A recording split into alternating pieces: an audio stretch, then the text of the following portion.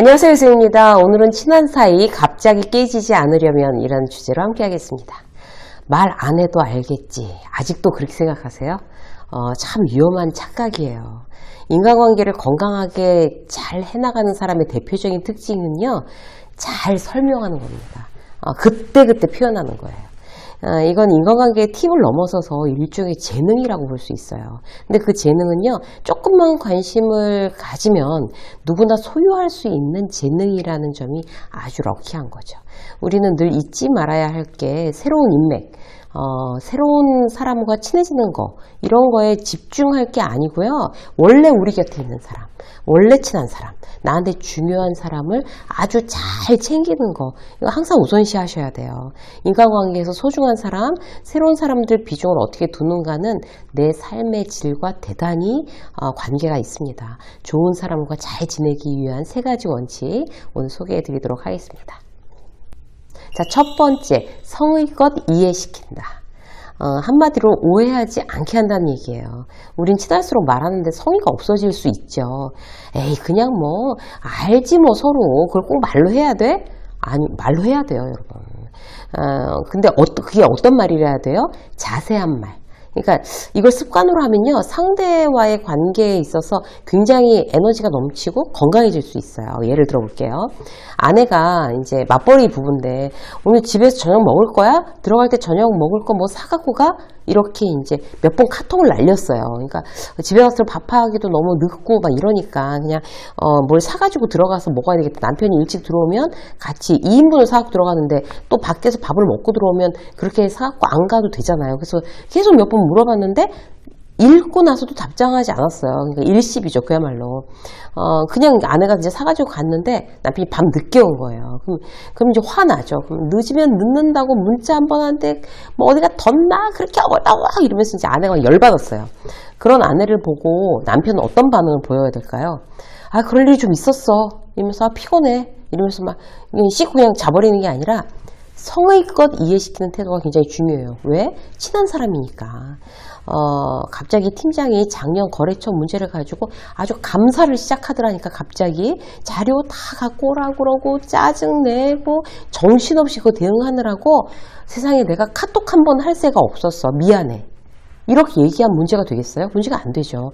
이해 못할 아내는 없습니다. 아, 이거 힘들었겠다. 이거 식었으니까 다시 데울게. 지금이라도 좀 먹을래? 이렇게 나오겠죠, 아내는.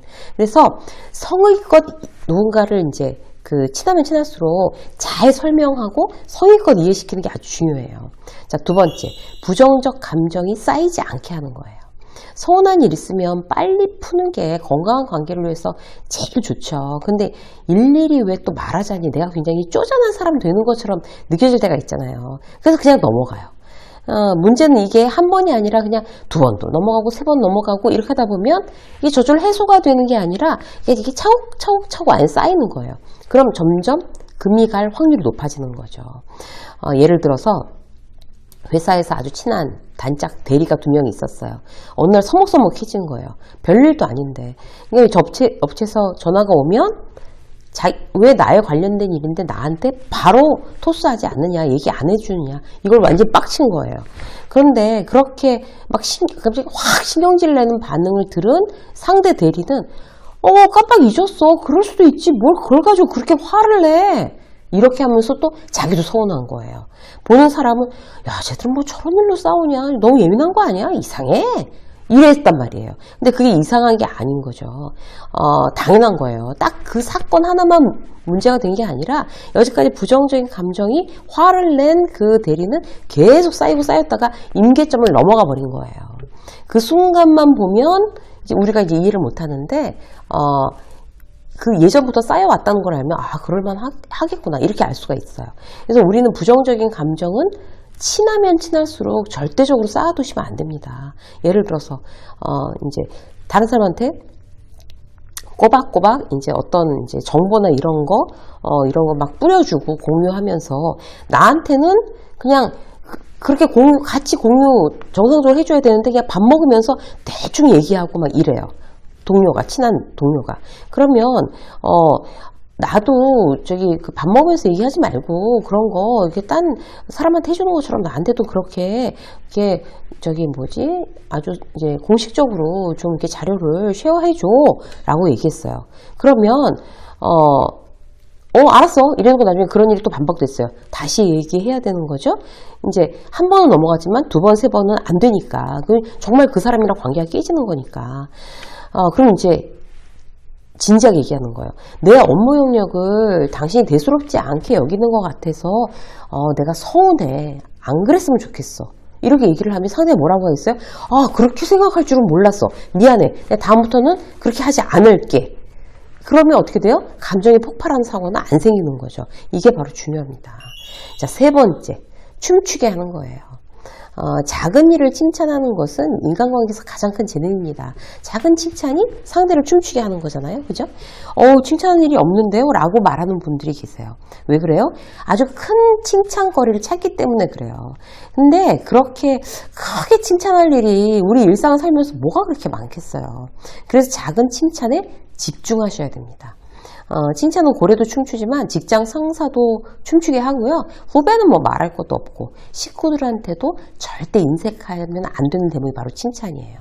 근데 칭찬하는 방법을 모르는 경우가 많아요. 칭찬하는 방법을 알려드릴게요. 구체적으로 상대의 장점을 콕 집어서 칭찬하셔야 돼요. 그러니까 예를 들어서 이사랑 이제 모처럼 점심을 같이 먹는 자리에서 이제 이사가 이제 물어본 거예요. 김대리 경력상으로 들어온 지 얼마나 됐어요? 이렇게 이사가 물었어요. 김대리가 3개월 됐습니다. 이렇게 얘기하고 있으니까 이번에 이제 김대리랑 같이 일하는 김 팀장한테 어떻게 김대리 잘 적응하는 것 같아요? 이렇게 직장 상사한테 물어본 거예요. 근데 김 팀장은 이제 김대리에 대해서 임원이 물어봤으니까 뭔가 칭찬을 해줘야 되는데 별로 생각나는 또 말고 없고 그래서 예, 김대리가 참 사람이 좋아요. 이렇게 얘기를 했어요. 그러면 김대리는 그걸 칭찬이라고 생각할까요? 아니면 그 얘기를 듣고 있던 임원은 김대리를 김 팀장이 칭찬하는구나 이렇게 생각할까요? 아무도 그렇게 생각하지 않아요. 오히려 김대리는 기분 나빠할 수도 있어요. 사람이 좋다니까 무슨 의미야? 이렇게 애매하게 얘기하는 건 칭찬이 아니라는 거죠. 그럼 어떻게 해야 되겠어요?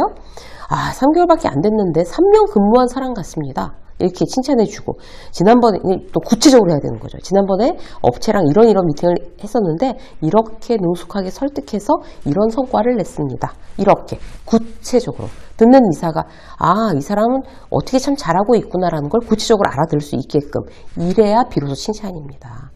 또는 신입사원이 들어왔어요.